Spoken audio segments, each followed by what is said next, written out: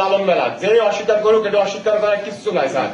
এই মেলা হয়, আমরা দেখি, আমরা 11তম দেখছি এবং বিভিন্ন সময় দেখতেছি স্যার।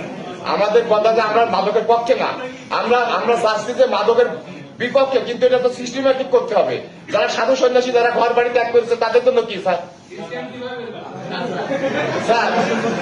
স্যার তাদের তো আমরা তো সংশোধন করবো, তারা আমাদের ইসলামের পথে দাওয়াত দেবো, শান্তির পথে দাওয়াত দেবো। আপনার নাম কি? স্যার আমার নাম মুস্তাফিজুর রহমান। মুস্তাফিজুর রহমান। জি স্যার। আপনি মাদকের কথা বলতেছেন তো ডিস্ট্রিক্ট ম্যাজিস্ট্রেটের সামনে বসে। স্যার এটা তো আমাদের আলোচনা হবে স্যার। এটা যে কত বড় ধৃষ্টতা, ঠিক আছে?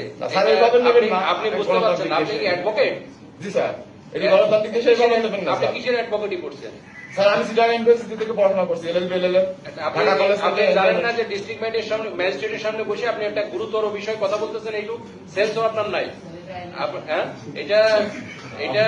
এটা এই উনারা যে পণ্ডিত আমাদের সাধুরা আছেন, উনারা বারবার বলেছেন এবং ইস্যু আছে যে মাদকের সাথে আমাদের লালন সাহেব যে জীবন আদর্শ, জীবন চরিত, তার সাথে কোনো বিন্দু মতো কোনো সম্পর্ক নেই। আপনি সেটার আবার সাফাই গাইতেছেন এখানে বসে বসে। না না, আমি ছাপাই না স্যার, আমার ব্যাখ্যাটা আপনি ভুল বুঝতেছেন হয়তো।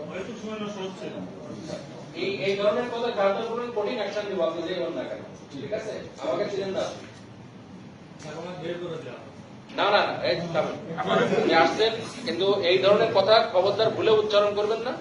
এটা করলে কঠিন অ্যাকশন নেব, তখন কিন্তু আমি ডিস্ট্রিক্ট ম্যাজিস্ট্রেটের সরুমতি নেব।